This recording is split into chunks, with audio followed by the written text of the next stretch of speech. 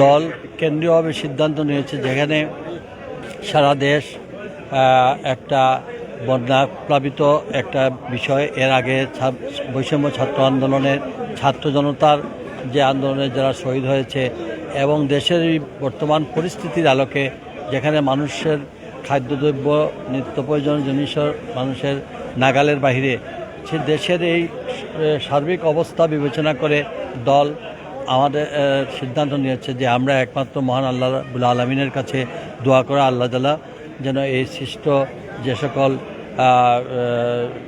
বন্যা, এরপরে ফ্যাসিস্ট সরকার, ফ্যাসিস্ট আওয়ামী লীগ সরকারের হাতে শত শত লোক যেখানে হত্যা হয়েছে, গুম হয়েছে, এখনও যাদের পরিবার তাদের ছেলে সন্তানকে খুঁজে পাচ্ছে না, এমনও পরিবার আপনারা দেখেছেন মিডিয়ার মাধ্যমে প্রকাশিত হয়েছে যে সন্তানের খুঁজে আহাজারি করতেছে। কিন্তু দেখা যাচ্ছে যে ৭১-এর স্বাধীনতা যুদ্ধেও এইভাবে লাশদেরকে ঠেলাগাড়িতে নিয়ে জ্বালিয়ে দেওয়ার চেষ্টা করে নাই, এইভাবে গর্ত করে একের পর এক লাশকে দাফন করা করে। এই ধরনের বিপদ অবস্থার মধ্যে বাংলাদেশের মানুষ যখন এক ধরনের ফ্যাসিস্ট সরকারের এই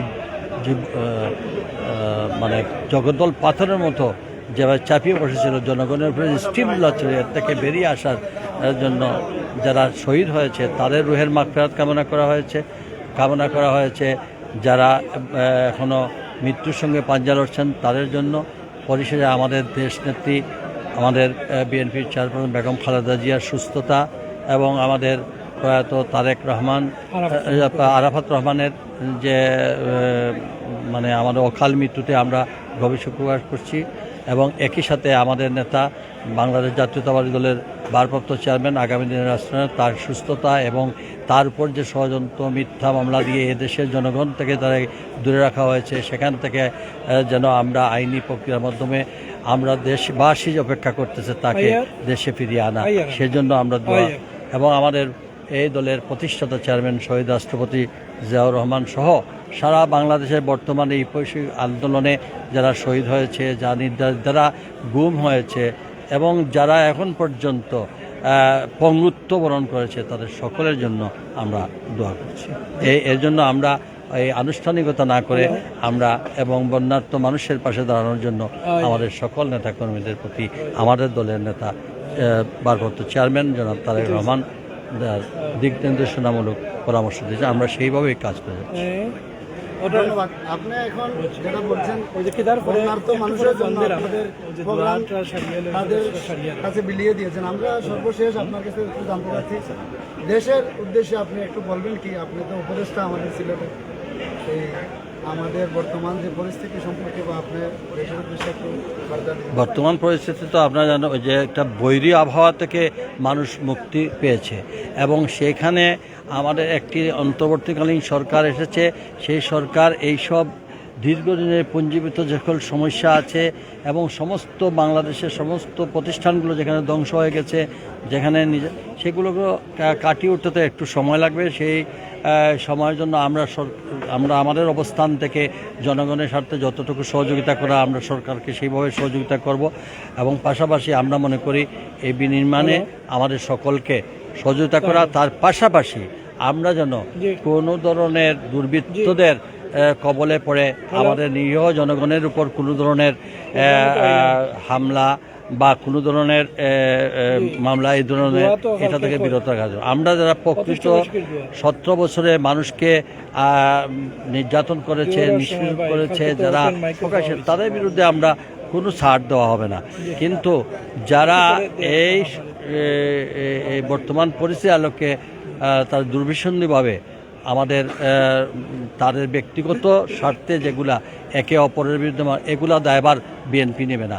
বিএনপি নেবে সেই সব বিগত 17 বছরে যারা বিএনপি সহ এদেশের মানুষের উপর নির্যাতন করেছে, এটা এবং এটা মিডিয়ার মাধ্যমে প্রকাশিত হয়েছে তাদের বিরুদ্ধে। কিন্তু ব্যক্তিগতভাবে কারা যারা এটা আওয়ামী দুর্বৃত্তরা এখন বিভিন্ন সুযোগে তারা বিভিন্ন জনের উপর মামলা মোকদ্দমা দিয়ে এখন দুষ চাপানোর চেষ্টা করছে বিএনপির উপর। বিএনপি এই ধরনের কোনো কাজে সংশ্লিষ্ট না এবং আমাদের নেতা তারেক রহমান সুস্পষ্টভাবে বলছেন যারা এই ধরনের কাজে মানে অংশগ্রহণ করবেন তাদের ছাড় দেওয়া হবে না। আর আমি আরেকটা কথা বলে দিচ্ছি যে আমরা সিলেট বিএনপির পক্ষ আমি আমাদের অবস্থান থেকে আমরা বিএনপির কেন্দ্রীয় নির্দেশের বাইরে কোনো কাজে আমরা সংশ্লিষ্ট না। কেউ যদি আমাদের নাম ভাঙিয়ে যে অমুক কর্মকর্তাকে এই ঘোষণা দিয়েছেন বা অমুক কর্মকর্তা এখানে আমরা এই বাণিজ্যে নেই, এবং যদি কেউ করে আপনাদের মিডিয়াদের কাছে আমরা সুস্পষ্টভাবে বলতে চাই আমাদের যে কোনো নেতার বিরুদ্ধে হলে আপনারা সরাসরি আপনারা নিয়ে আসবেন।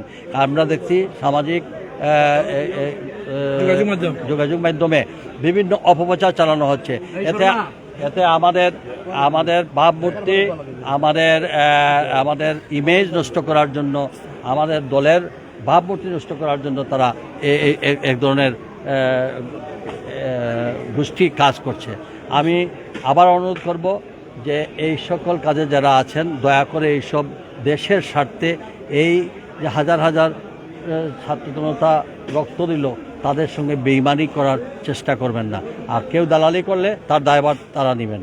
আমরা সুস্পষ্ট আমাদের দলের সিদ্ধান্তের বাইরে আমরা কোনো কাজেই অংশগ্রহণ করব না। কেউ যদি করে থাকে আপনারা ধরে দিবেন, আমরা ধরে আইনের আওতায় নিয়ে দেওয়ার জন্য আমাদের নেতা বলে দিয়েছেন।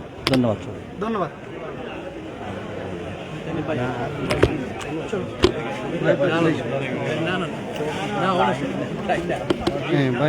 Bye. Thank you.